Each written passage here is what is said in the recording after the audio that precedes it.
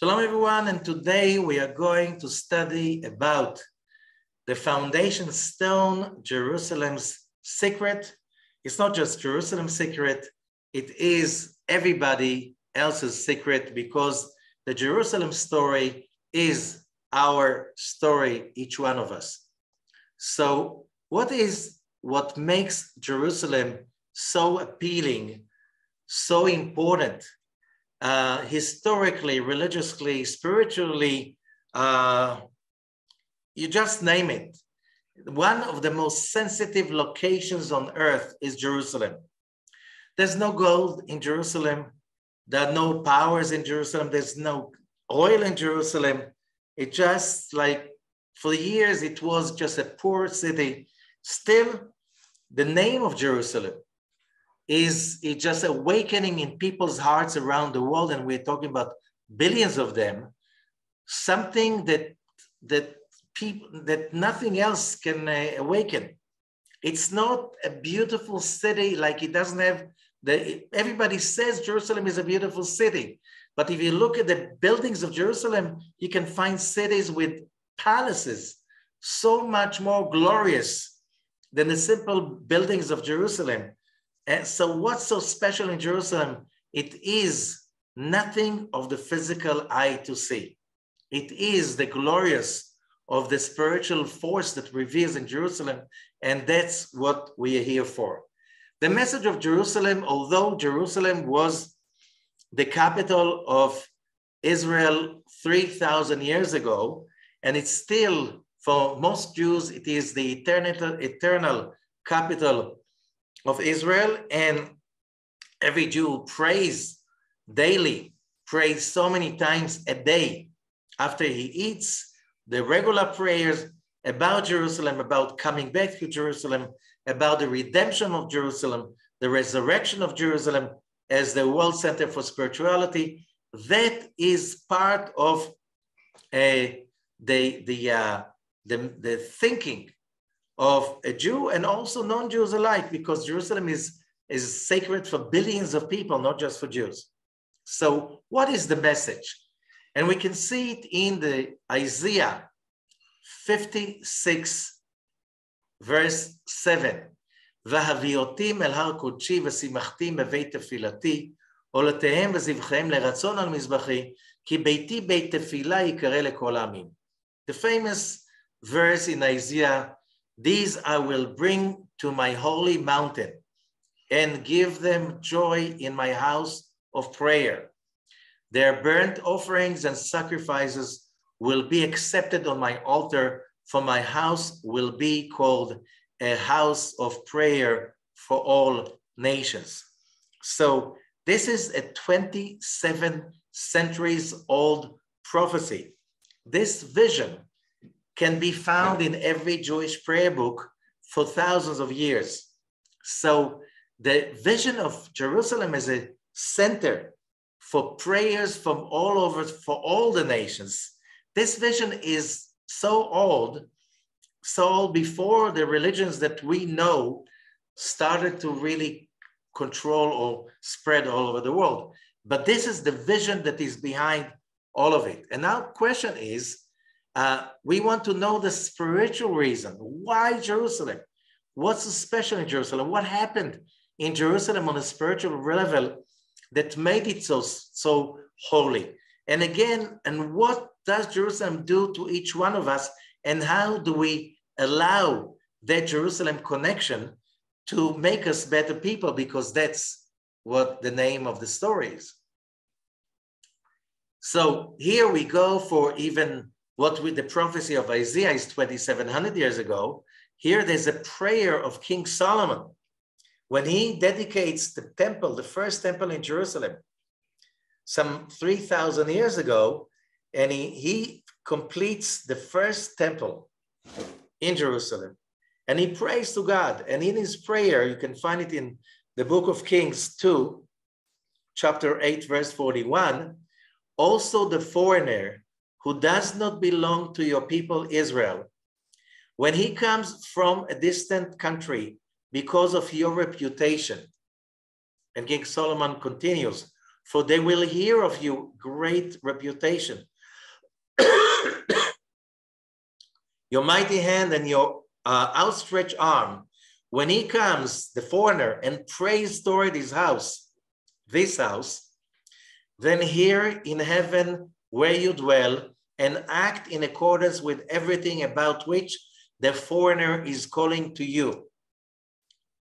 Which means this is the prayer of King Solomon when he dedicates the temple, the first temple in Jerusalem, that it won't be a place just for Jews to pray.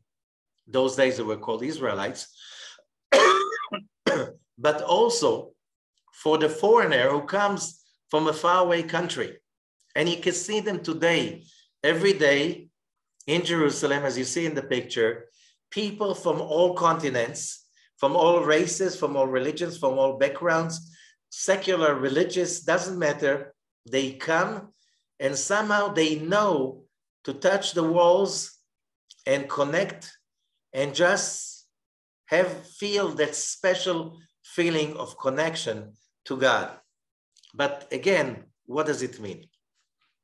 A little bit of history, we go to Wikipedia. The Dome of the Rock, and the Arabs call it Qubat al-Sakhra, is an Islamic shrine located on the Temple Mount in the old city of Jerusalem. Okay, so today, in the place the temples stood before, that's why it's called the Temple Mount in the old city of Jerusalem, a site also known to Muslims as the Haram al-Sharif, or the Al-Aqsa compound. Its initial construction was undertaken by the Umayyad Caliphate on the orders of Abd al-Malik during the second fitna in 691 till 692 CE. And it has since been situated on top of the site of the second Jewish temple. That temple was built around 516 BCE to replace the destroyed Solomon's temple. So, which was destroyed by the Romans. The second temple was destroyed by the Romans in the year 70 CE. So everybody believed that that's the site of the temple, and that dome of the rock, it's called Dome of the Rock because it's a dome that is built above the rock that was the place of the first two temples. The foundation stone. So what is that dome for? It is to commemorate the foundation stone, or the noble rock, that the temple was built over. And that bears great significance in the Abrahamic religions as the place where God created the world as well as the first human. So God, in many, many, many traditions in Judaism and the other monotheistic Abrahamic religions, this is the stone, which is called the foundation stone, okay?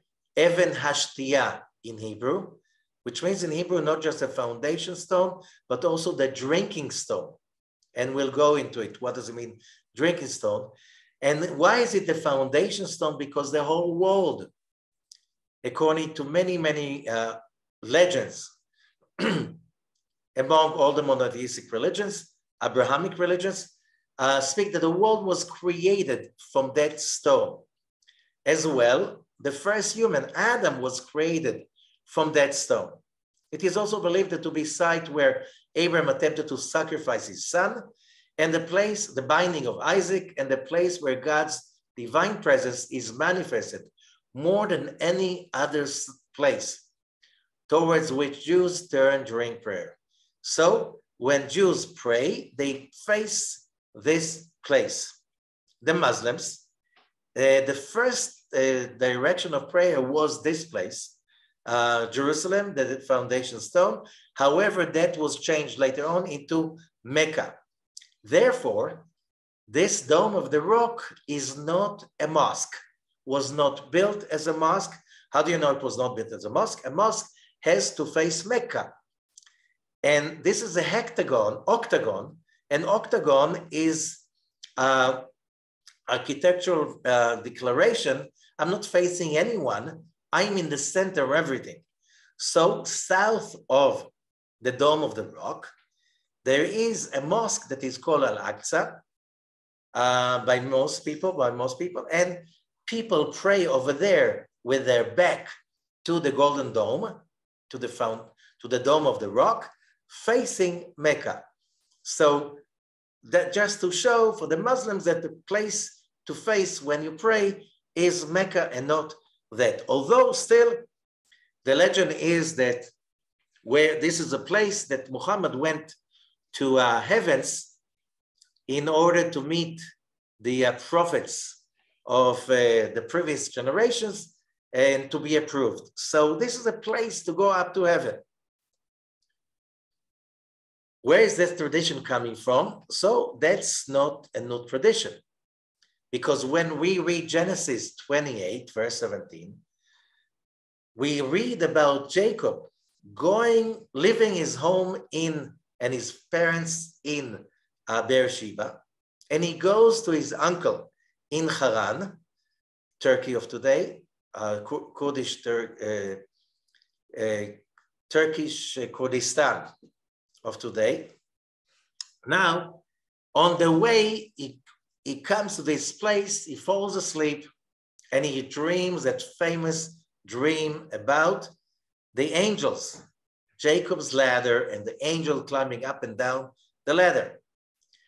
וירא ויאמר מה נורא המקום הזה, אין זה כי אם בית אלוהים וזה שער השמיים.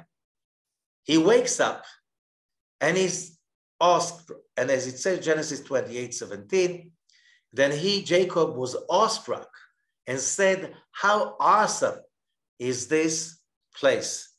This is none other than the house of God. This is the gate of heaven, which means the gate of heaven, this is basically that verse summarize the whole perception of humanity towards this place. If there is a gate of heaven, this is the place. So people come for thousands of years already from all over the world, either by imagination, through their prayers, or aspiration through their dreams, or they physically come to pray over here because here it's a local call. Here you can connect directly and without any disturbances, more than in any other place in the world. It is in Judaism, and it is the belief in the Abrahamic religions. So it is a place of pilgrimage. And this verse continues, the story continues, Genesis 28:18, וישכם יעקב בבוקר ויקח את האבן אשר שם מראשותיו וישם אותה מצבה ויצוק שמן על ראשה. Jacob got up early next morning after that dream, that awesome dream, took the rock that he had under his head and stood it up as a place of worship. Then he poured olive oil on top of it to consecrate it. So just remember what we read in the previous verse. You can see that in English, the word awe appears over here twice. In Hebrew, it's the word awe, they conjugated over here twice again, the shoresh yareh, yareh, which means awe. What does it mean, awe? That's a very important concept. We'll see later. So, how awesome is this place? Ma nora hamakom hazeh. What does it mean, awe? So the Zohar is teaching us, awe can be found. We're talking about holy awe, the real spiritual awe, the awe that a person feels when he's connected to something greater. But here the Zohar defines it in a very precise words. אין יראה אלא במקום ששלמות נמצא. בכל מקום ששלמות נמצא נקרא נורא. All can be found only in a place of completion. In Hebrew, the word for completion is shalem and all its conjugations. Shalem, shlemut, shalom. It's all coming from the word shalem. Whenever you find that kind of real real completion, you will feel awe. And it is called Norah. Translation, Norah means in Hebrew, awesome. Something that gives you the feel of awe. So, why do people feel awe in this place? How do you define that awe that Jacob felt in this place? And before that, Abraham and Isaac, in the binding of Isaac, and before that, what is that? That's called completion. There's something complete over there that cannot be found anywhere else in the universe. Why? So, when we come to Genesis 14:18, that's before, that's in the time of Abraham. After the war that Abraham fights the kings that took over Sodom and Gomorrah's kings and dwellings and inhabitants, he fights them, wins, and he bring them back home. But then he brings tithing to Melchizedek, king of Shalem. That's the verse in Genesis 14:18. Melchizedek, the king of Shalem. Shalem, Jerusalem, brought out bread and wine, and he was Kohen, a priest of El Elyon, of the God Most High. Who's the God Most High? The God of all gods, the King of all kings, the one who is Shalem, complete. Okay, so we'll continue with that. After that, when Abraham is binding Isaac, and after the binding of Isaac is completed, we have a very, very important saying. That's in Genesis 22, verse 14.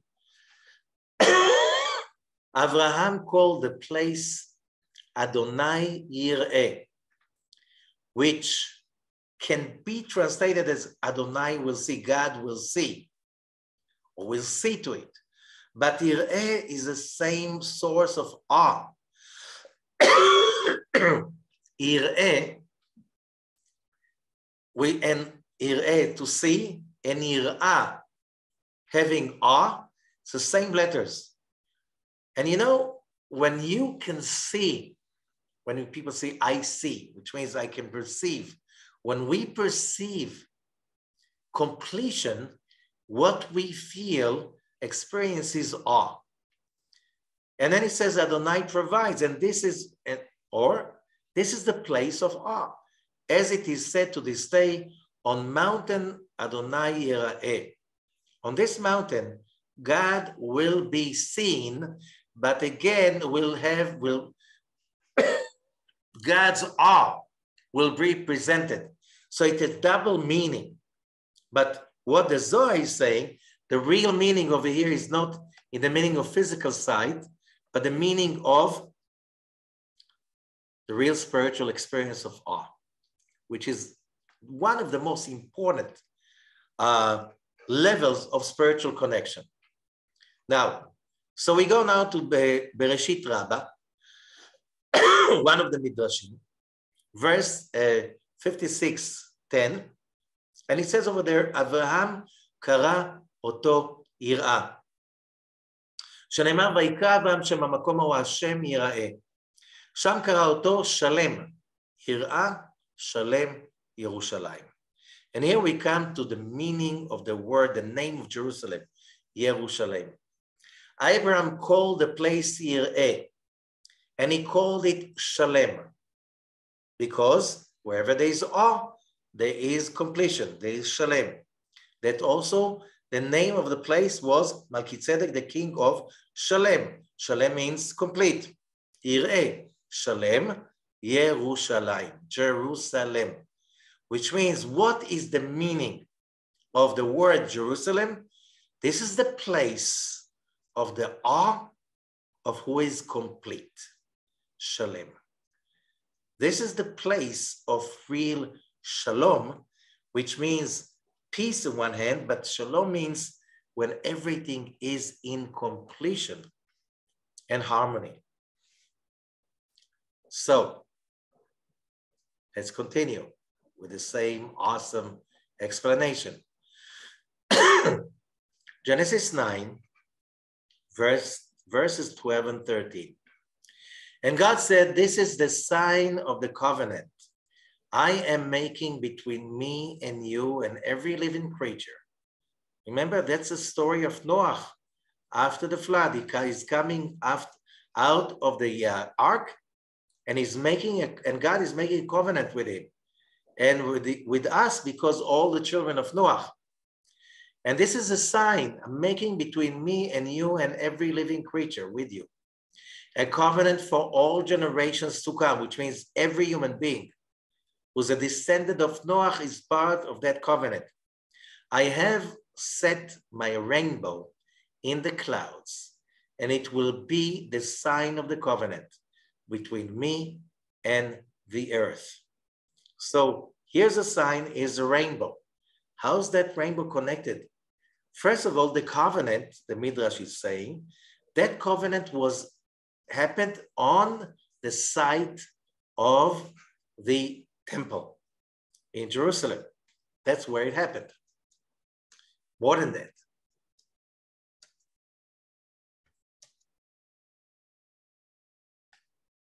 The Zohar, Perush HaSulam, Parashat Noach, verses 261 till 272, and the summary of that is about כי קשת יסוד אבן שתייה, ואבן שתייה נתקנה עוד מטרם שנברא העולם, שהרי עליה הושתת העולם.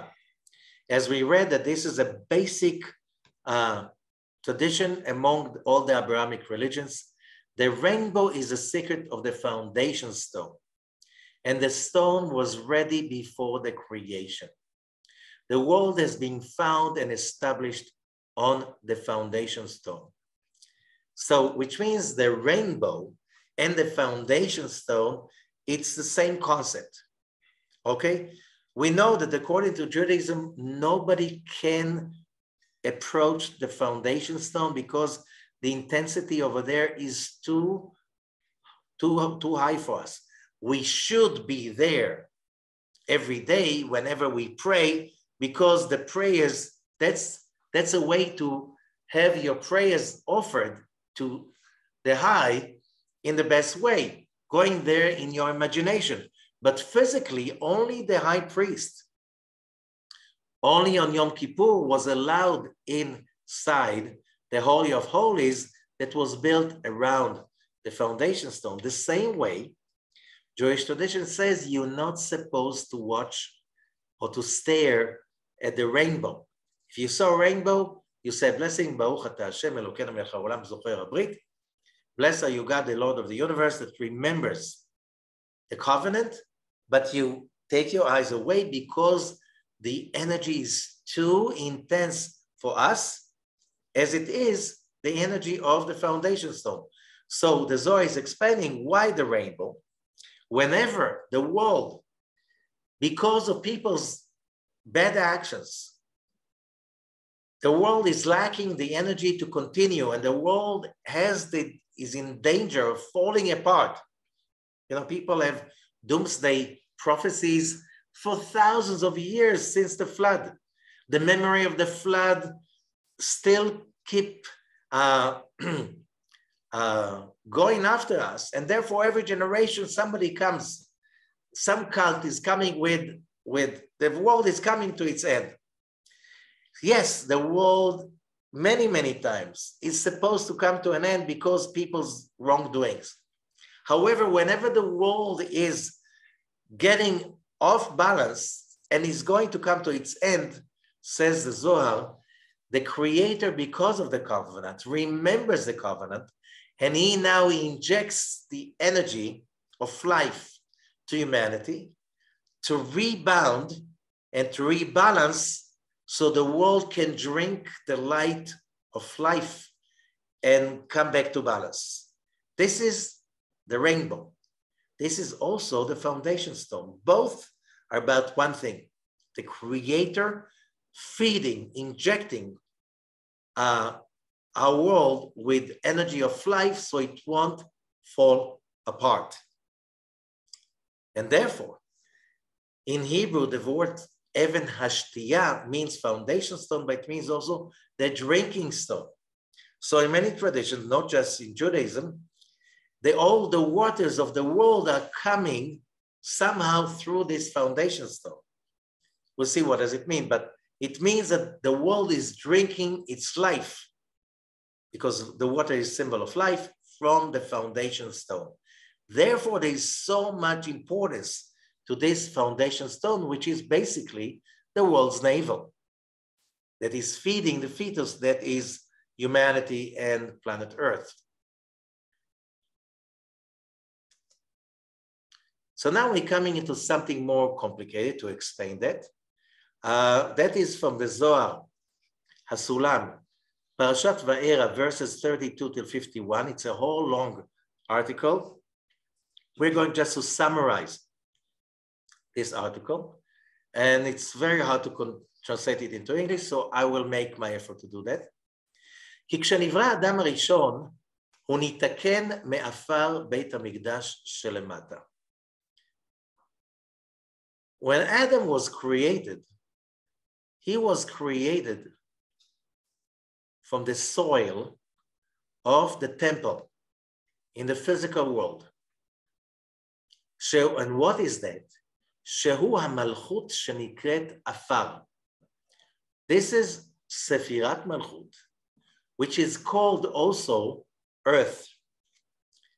Now, whoever remembers something of the ancient world spoke about 4 elements that the universe is made of.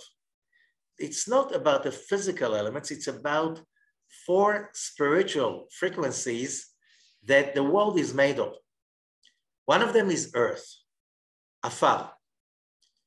Okay, but here the Zohar says it's not a usual earth, not in the temple. Everywhere around the world, it's a regular soil, regular earth. Earth means recipient. This world is a place to receive. We were created to receive. The Creator is giving His bliss, and we are here to receive that bliss. However, we have to learn some more concepts to understand what does it mean. But this is not regular afar, not regular earth. Regular earth means I want, period. And you know, that's what humanity is made of. Humanity is made of desires. You know, how do you define a person? By his desires. A person without desires is a dead person. The desires define us because intense desire makes us intense and go and get whatever, good or evil, but it's intense. Desires that are not so intense make people to be not so intense, not so motivated. So we appreciate people according to their desires, because the desires, our desires take us all the places we get to. We're not getting there without desiring, because if you don't really want it, you won't get there. But it's a different kind of earth. It's not that earth that is I want and I receive, but it is me'aval mi malchut ha'memuteket b'bina. It's called malchut that is sweetened with bina. That is spiritual level. I'll explain what does it mean. And that spiritual level that is called malchut sweetened with bina is also called the earth, afar beit hamikdash lemata. It's also called the earth of the temple in the world, in the physical world. וארבע רוחות העולם, and the four elements, שהם חסד, גבורה, תפארת ומלכות, that these are חסד, גבורה, תפארת ומלכות, right column, left column, central column, and מלכות, התחברו במקום ההוא, they joined together in that place, שנקרא בית המקדש, they joined together to create completion in that place that the temple was built upon. And what does it mean completion? מלכות הממותגת בבינה, the מלכות that is sweetened with בינה. ואלו ארבע רוחות העולם. התחברו בארבע צדדים, and those four elements, they joined together from the four different sides which are the elements of the universe, שהם יסודות העולם, שהם אש, רוח, מים ועפר. These are fire, air, water, and earth. והתחברו ד' רוחות העולם, and the four sides of the universe, the four elements could join together. ותיקן הקדוש ברוך הוא מהם גוף אחד בתיקון עליון, and God, the creator made one body from these four elements. And that is called בינה, כלומר שהמלכות שבו הייתה מותגת בבינה, ונמצא שגוף הזה התחבר משני עולמות, מעולם הזה התחתון של מלכות, מעולם העליון של בינה. And this body is a joint together of the four, of all of these forces, and especially Malchut, this is the physical world, and Binah, this is the world to come, the upper world. Okay, what does that mean for us?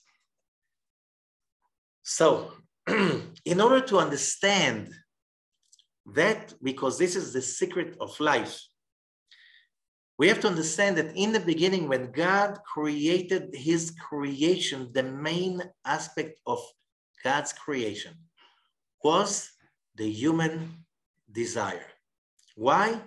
If God's giving is endless and his giving is to share with us his bliss and pleasure and light, we need to be creatures of desire. Otherwise, how can we enjoy his light, pleasure, and bliss? So we were designed as creatures of desire so we can receive God's light. That's what we are and nothing else. We're creatures of desire so we can enjoy his pleasure. However, when we were created, basic Kabbalah teachings are that he created us in his image. And what does it mean in his image? Because the creator is endless, he cannot give less than endlessly. And giving endlessly, it means giving himself. And therefore his image was impressed, imprinted, coined, minted in our being. And therefore in Genesis chapter 1, it says that God created Adam in his image. It's not a physical image. It is a mental image, the image of a creator.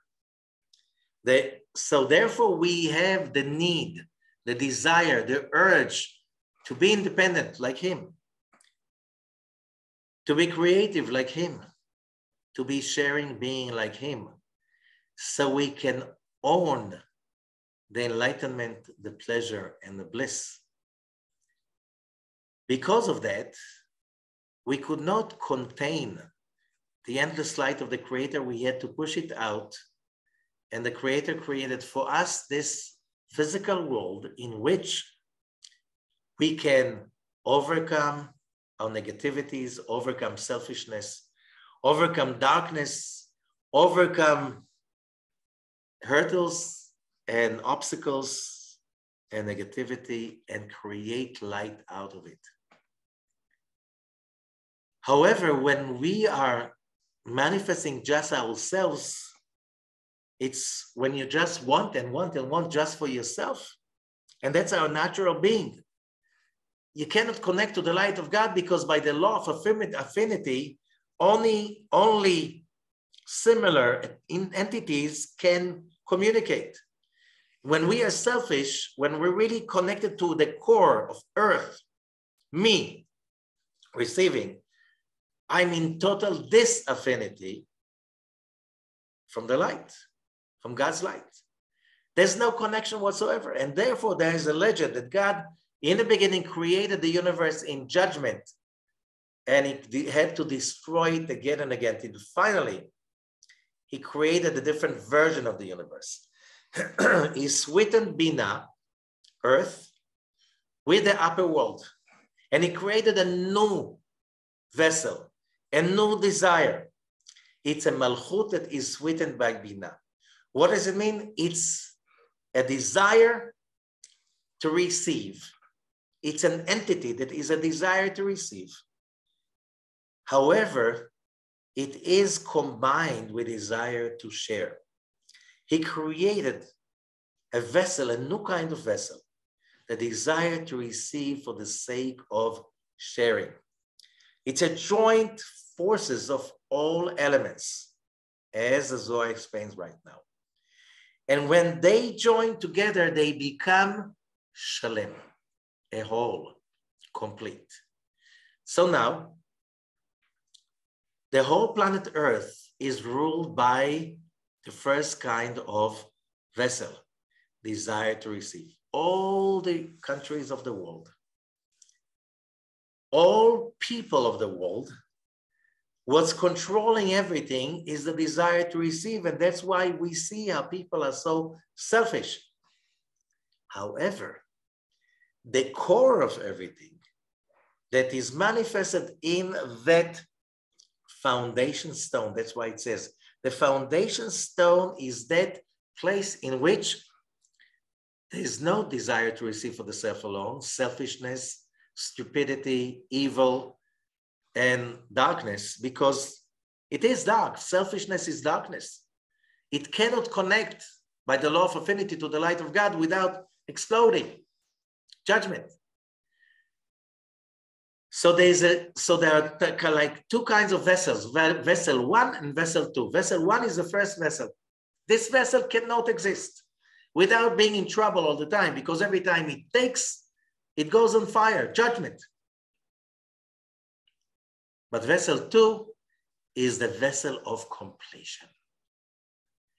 This is the core essence of a human soul and the core essence of this world. Therefore, it said that Adam was created from the foundation stone. What's the foundation stone? That is vessel 2.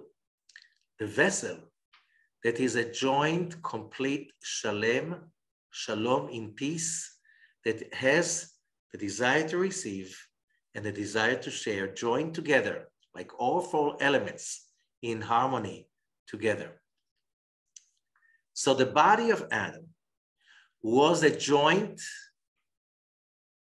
effort of the 2 worlds, the upper world and the physical world. And therefore, human beings are the only creature on this earth that have the ability to be in both worlds together.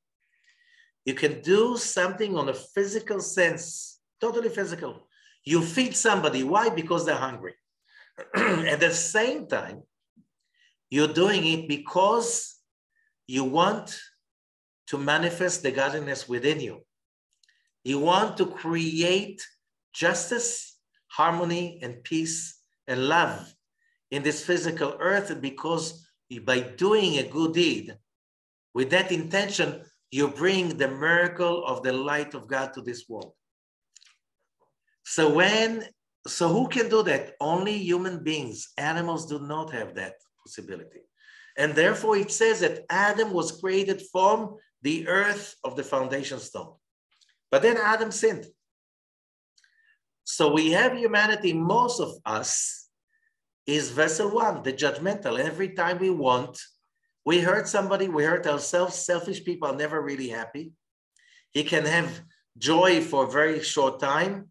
And it's like, like a short circuit in a light bulb. It's a flash and a crash. It's a high and a buy, with drugs, with alcohol, everything. So either you connect to the first vessel, which means judgment. I want, I get, I burn myself. I love, I'm disappointed, I hate everybody. So you're just going from high to buy, from light to darkness, ongoingly. That's manic depressive.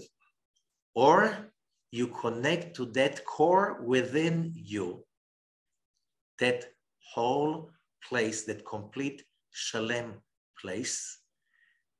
And when you connect there, you know it's the right place. You don't need anymore to fluctuate between darkness and light.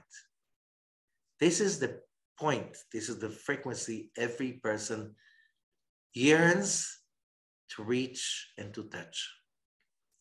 And therefore, when people arrive to Jerusalem, they start to feel better that vibration that vibrates inside each one of us, every human being. we have that vibration, but could be we're tired, we're messed up, we're confused, we're brainwashed by civilization of stupidity and addiction and selfishness. It was always like this, but that was not real us. When you want to connect to that complete vibration sound inside, you want to calibrate yourself, you go to Jerusalem. Here it's a local call. Here you can listen to that whole place inside. And when you experience that frequency inside, you feel awe. You feel that love, appreciation, connection, greatness. That's an awesome experience of godliness. When you go away from Jerusalem, you can take that memory with you. And as long as you still can remember that frequency, you can still choose to be in peace, to be in shalem. And that's why the word Jerusalem is awe and peace. That's the meaning of the word Jerusalem. Every human being is looking for that frequency because we can feel in peace only when we are there in that frequency. People can come to Jerusalem and they're busy with political chaos and religious stuff, which is like me and us and the right ones. And that's not Jerusalem. That's not even feeling Jerusalem. A lot of people are confused coming to Jerusalem and they're exposed to so much debate about Jerusalem. Who was there before? Who belonged to there? Who was there before? Who does it belong to? And it's all politics and nothing to do. Jerusalem is a frequency of the real inner peace of a human being. This is the place to connect to who we are. This is a place to connect to the legacy, that we all have that ability to connect and to unite the upper world and the lower world and to bring that into everything we touch. That's really connecting to a true being. This is what Jerusalem is about.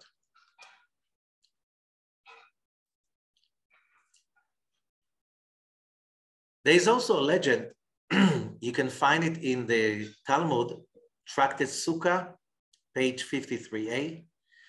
When כשקרא דוד שיטין כפה תהומה ובאה למשטפה עלמה וכולי. כתב שם שם ושדה לתהומה וכולי. When King David was preparing the place for building the temple, the Beit HaMikdash, that his son, King Solomon, built after that, something happened. He was digging the foundations, and from the down depth, waters was arising, and it was threatening to simply flood the whole world. Same thing as a flood, Noah's flood. So what did he do?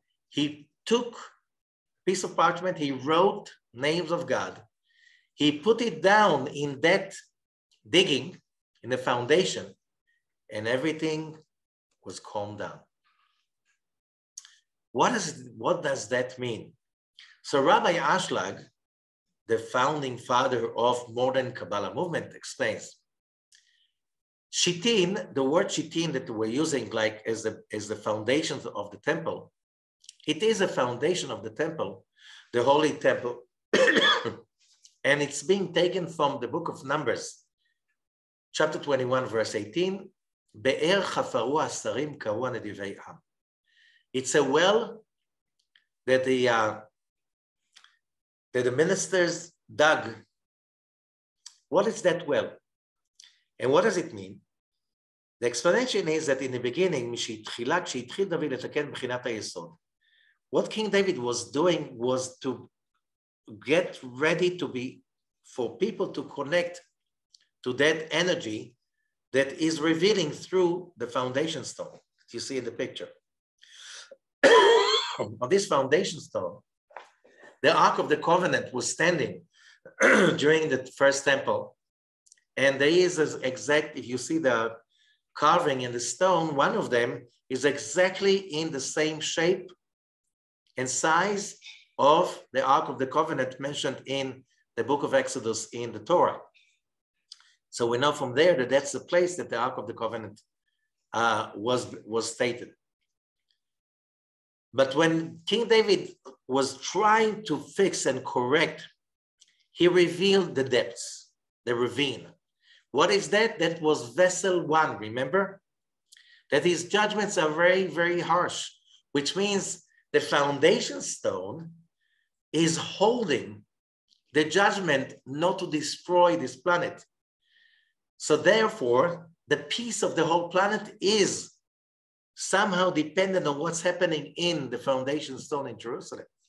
So the negativity does not spread, it takes over. The foundation stone is there with King David's correction, so the judgment will never, like the rainbow, remember?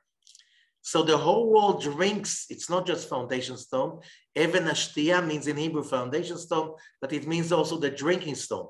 The whole world, whenever it looks like the world is basically suffocated, there's too much negativity and everything is going to die, the foundation stone feeds the world with bliss so it doesn't fall apart. And that foundation stone is basically the healing to whatever can destroy the world. What will destroy the world? Only selfishness. Only selfish people that cannot feel other people's pain can go to a war and kill other people.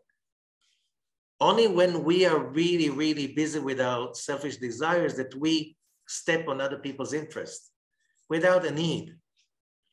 That is not just the solution, it's the remedy for humanity. The Mishnah in Tractate Yoma 5 verse 2, Mishanita Aaron, the Ark of the Covenant was there present in King Solomon's temple on the stone. It was there from the beginning. It was called the foundation stone or the drinking stone. It's like just few inches high above the ground above. And over that place, that's where the holy priest, when he used to come into the Holy of Holies, that's where he put the incense on Yom Kippur.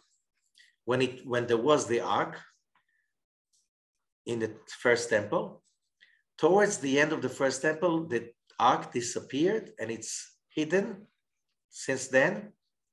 And it was not there during the second temple. During the second temple, the priest just put the incense on the stone itself, this stone.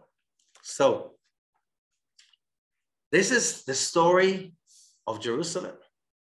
This is the story of humanity looking for peace, looking for the inner peace of each human being, that the key is here in the secret of foundation stone. Therefore, it says in the Jewish law, the Shulchan Aruch, it says when you pray the silent prayer, the prayer of Shmoneh Esrei, that is, you should pray 3 times a day, 4 times on Shabbat, Rosh Chodesh, and holidays. This prayer, you have to start it by going 3 steps forward, 1 step to Israel, 1 step to Jerusalem, 1 step to the Holy of Holies. And that's where you stand in this place that you see in the picture for the whole prayer. From here, you climb up because that's the gate of heaven, to connect with the heaven with your prayer. So your wishes will be whole, complete, and awesome. So you come back better aligned with the real true self of Adam, Abraham, Isaac, Jacob, what a human being should be. You see other carvings on the stone, and underneath the stone, there's a lot of carving also. During the Middle Ages, the legends about the foundation stone where, and there was no temple standing over there. It was just this building. So people came from all over the world. If the whole world started from the foundation stone, so it has a magical force to bring everything to its original form, every matter to its original form. So people used to carve stones from that foundation stone and take it back home with them and try to do alchemy with it, which means you can take lead, bring it back to the original form that is not having any shape, and create from that gold. Those stones brought from the temple, from the place, in this place in Jerusalem, were called the philosopher's stone. Okay, if you read the first book of Harry Potter, that we are talking about that stone. That stone, because when you collect to eternal peace, you can live forever. Because what kills people? Selfishness. As long as you connect to that frequency of that stone, you stay alive forever. But I don't need that stone. You just have to imagine you're connecting to it when you make your prayers. When you really want to calibrate yourself and connect to who you are and what you are, you just have to imagine that you are there in the Holy of Holies with a foundation stone and connect and pray to connect to that peaceful place that is the real essence and core of every human being. Thank you. And now you understand why Jews all over the world, in every exciting, great revelation after Yom Kippur, after the Seder night, sat together for thousands of years. Next year in Jerusalem. Next year we'll be able to be in that place of holistic, peaceful, awesome, completed state. And that will be our redemption. Thank you so much.